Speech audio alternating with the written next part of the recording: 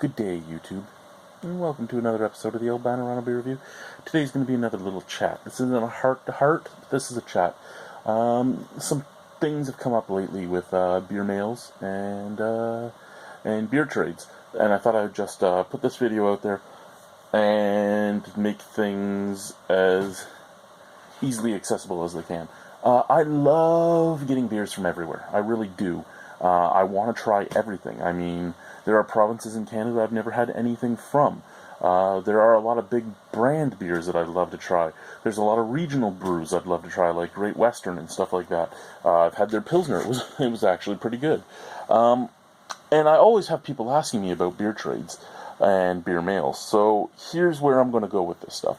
I am open to do beer trades with pretty much anybody. I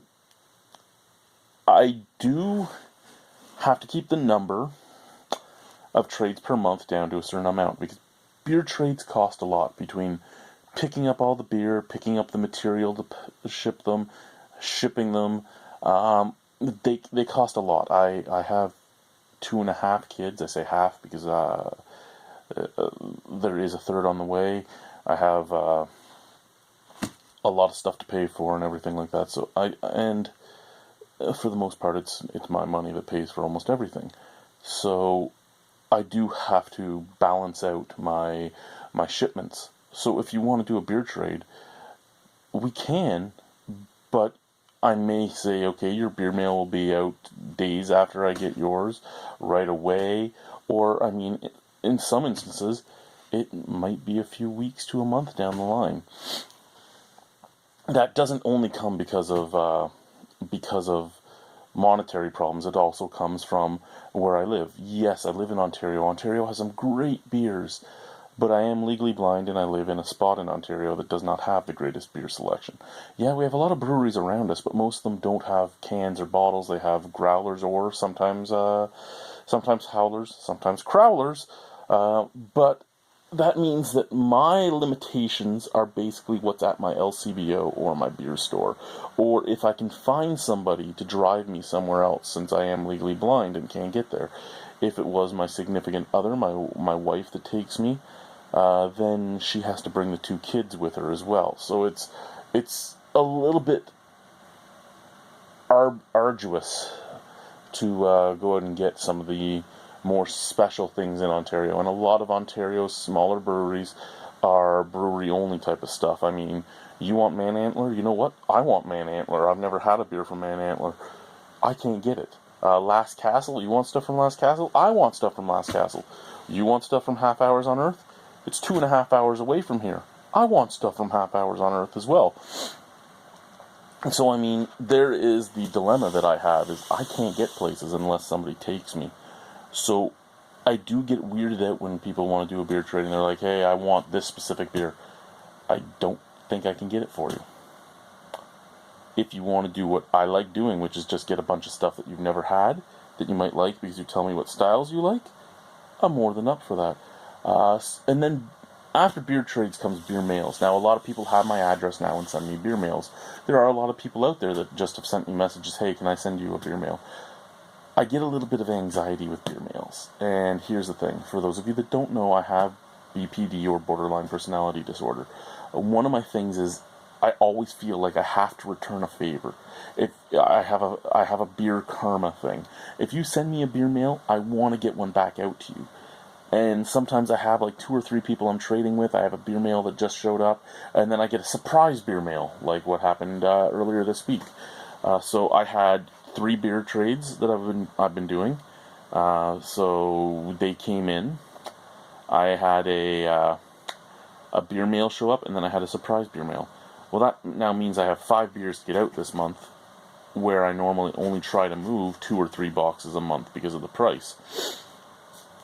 And I start freaking out. And I know that Lee doesn't want anything back.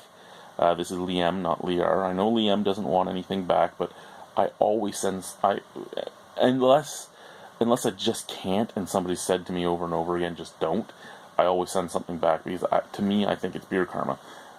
It helps build the community. It helps build everything out there. And that's my biggest problem is surprise beer mails. I love the surprise of what's in a beer mail. I don't want to know what's in the beer mail. But if I have other things going on, like Greg's picked up some beers for me, so I have to pay him for those at some point. I have my beer trades. I have my beer mail. So when I start getting a bunch of surprise beer mails showing up, I start getting anxiety. I start getting, oh my god, what am I going to do? And if it's somebody I've been trading with for a while, or I've been sending things back and forth with for a while, because I don't find beer mails being really a beer trade. Beer trades you've already had set up. Beer mails are just keep sending things back and forth to each other. If it's somebody I've been sending things to for a while, I sit there and I go, can I get anything they haven't had yet? Can I get anything that makes up for what's in this box right now, type of thing? And I start freaking out because of that too.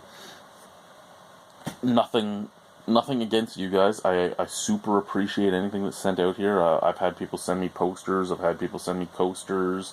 As you may or may not know, I put up as much beer paraphernalia as I can.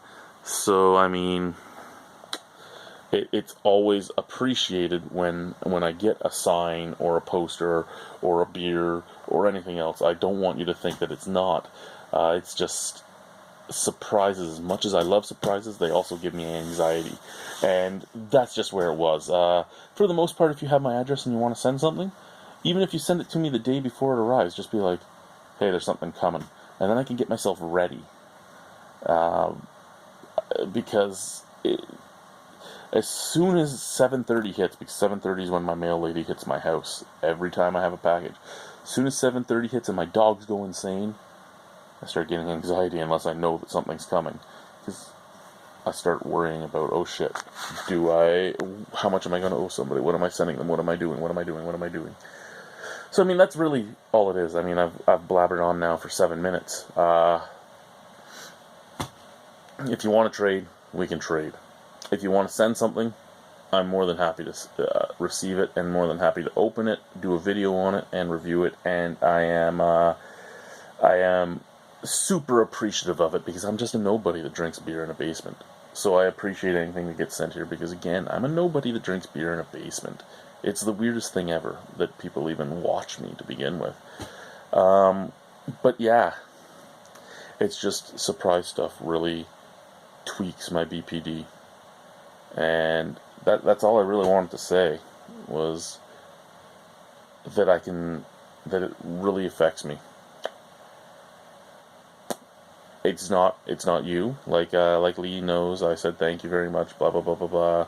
But I mean, I don't want to make you feel like you shouldn't send anything if you want to. I just want you to know it makes me freak out, and it makes me feel bad if I can't get something out quick enough.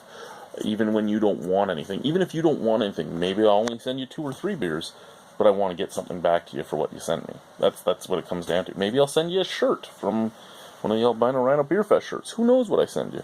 But I have to get something back to you. So that's just it, yeah. Alrighty, guys. This was probably stupid. I'll probably take it down. Probably won't leave it up. But yeah. Basically just communicate with me. Yeah. Or don't, and just know that it will tweak me. Anyway, guys, bye.